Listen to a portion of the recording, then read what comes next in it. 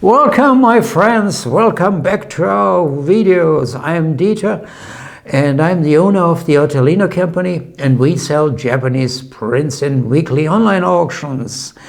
And in this video I want to present you a bunch of selected prints for the next auction, not the current auction, the next auction, and that's the Shin Hanga auction, and it's the number 1680, and it will start tomorrow, May 9 of 2021. And okay, I want to present 2 by Paul Jacolet, 2 by Lillian Miller, 3 by Hasui Kawase, the great landscape printmaker, 1 by Koizo Ishiwata, and at the end, last but not least, 4 selected consigned from the estate of Robert O'Muller, the famous collector and dealer who passed away in 2002 as far as I remember. And my friends, last night I wrote a short, fast article. You see it here in the background, and well, there I present these selections, a few more than I will now present. And where can you find it? Here you see on our website UKW Collection, and there you have articles, biographies, encyclopedia, and videos, yeah, and there just go to articles, and there you will find it and can read it quietly. So let's start with the first 2 by Paul Jacolet. This is now just a fast walkthrough. I won't go too much into details. The title, Mandarin with Glasses, or in French, Le Mandarin avec les lunettes. You must know Paul Jacolet. He was born in Paris, but already as a young child he moved with his mother to Japan. And yeah, he was a mixture of a Frenchman, a Japanese, and he was fluent in French and fluent in English and fluent in Japanese. And he always titled his prints both in French and in English. This has a reserve of 1200, by the way. The next one, the new dress, yeah, La Nouvelle Robe, beautiful. Yeah, you see soft colors. And well, this one was originally published in 1938. Reserve a little bit less than the first one I showed, just $900. When you're familiar with Paul Jacolet, you know one thing, and you may have heard the name Richard Marles. Richard Marles wrote a book, actually a catalogue raisonné about the works of Paul Jacolet. What's a catalogue raisonné? It's a complete catalogue of all the works of an artist. And Richard Marles is something like the Pope for works by Paul Jacolet, and he writes that Paul Jacolet often exaggerated his edition size. When he wrote edition size 300, he actually may have printed only 100 or 150 or only 200, but not the complete edition size. Why? Paul Jacolet was a little bit a difficult personality. He did not cooperate with any dealers or galleries. He wanted to sell himself his own works, and it didn't work very well. He had a subscription scheme, and he hardly ever sold a complete edition size. Well, next one, Lillian May Miller, and we have 2 wonderful print designs by Lillian May Miller. Well, this title Hong Kong Chunk, and the other one was a title Japanese Dwarf Plum Tree, some kind of bonsai. I'm not very familiar with plants, but it looks beautiful. It looks beautiful. Lillian May Miller, I can't remember that we had any works by her during our auction history of now 1680 auctions. We started our online auctions in 2001. And I have to admit, we do not even have an article about Lillian May Miller, just a short biography. Therefore, I want to tell you a little bit about the artists, and now nothing about the prints. Go to our catalog and there read the description. My Japanese wife, Yori, she makes wonderful and very good descriptions. Okay, now it's up to me to tell you a little bit about Lillian May Miller. Well, she was born in Japan as the daughter of an American diplomat, wealthy, influential diplomat, and as a young girl she received art training, both from a Japanese teacher, but also a Western college. And she also learned traditional Japanese woodblock printmaking. And Lillian May Miller, she was capable of carving and printing her prints herself. Very unusual for a Shin Hanga artist, and especially very unusual for a woman. But this was a very capable woman. And, well, let's say due to the connections of her father or the position of her father, she was well connected in the Japanese art scene, and she even was honored by the Imperial Academy of Fine Arts. And I think the Empress even was among her collectors. I'm not sure if it was the Empress, but or someone else from the imperial family. Anyway, she had fabulous connections to the upper society, the Japanese upper society, and the Japanese art world. And my friends, now it comes. Americans know December 1941. What happened? The Japanese attacked Pearl Harbor, and that changed everything. And it had a devastating effect also on Lillian Miller. She was completely disappointed. She was shell-shocked, and it's said that she destroyed many of her woodblock prints out of disappointment towards the Japanese. She returned to the US, and she died in 1943 in the USA from a brain tumor. And her prints are extremely rare, and maybe the fact that she destroyed many of her woodblocks and her prints is true, and that may be the reason why her prints are so rare and also not quite cheap, of course.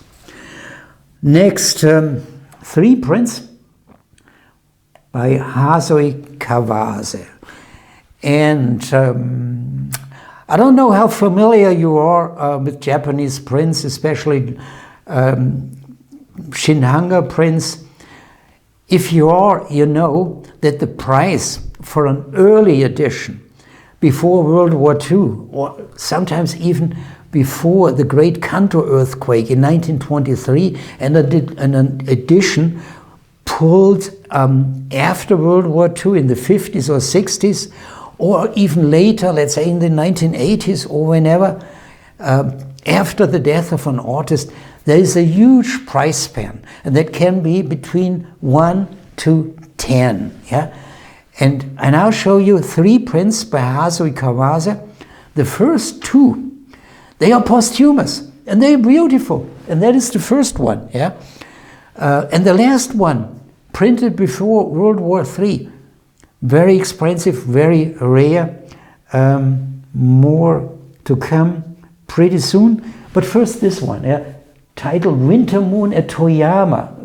Beautiful, has no flaws, has nothing, and the reserve also available for collectors with a limited budget. Reserve only $280. But posthumous printing, posthumous means printed after the death of Hasoi Kawase, and that was, well, don't fix me, 1958, I think, I hope I'm not wrong. If I'm wrong, use the comment section of YouTube. Next one, winter wear. No, yeah, winter, sure. Snow at Daiichi, that's the official title. Don't ask me where Daiichi is, but I know in the north of Japan during the winter you have huge masses of snow usually, so it could be somewhere in the north of Japan, but that's not so important now. But it's also a posthumous Hasui print, reserve $300. And now comes the expensive ones. I tell you the reserve first. Well, are you sitting? Yeah, okay, well then nothing can happen. The reserve is $4,300, and we already had shown it before and nobody dared to post a bid on it. But it's a unique chance. Okay, title Pine Trees After Snow. First published in 1929. It's a limited edition. Unusual for Hasui prints. It's the edition number 160 out of 350.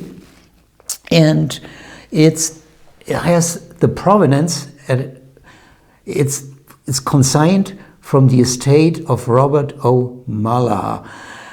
Take a look at YouTube, take a look at our website. We have a special video just about the Robert O. Muller collection and these prints.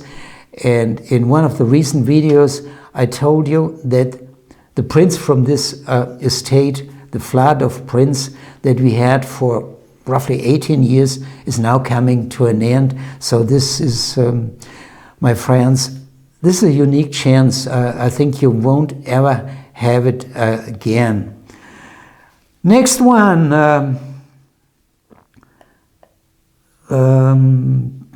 Just a moment. Yeah, okay, here we are.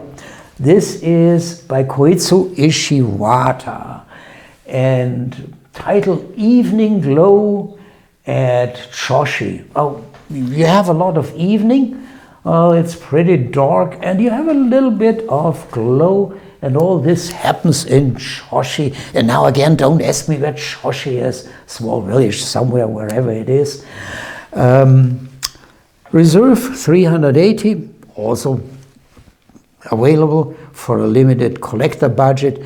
And there's something I have to mention, because this print on verso on the back side has a little sticker, and this sticker says made in occupied Japan,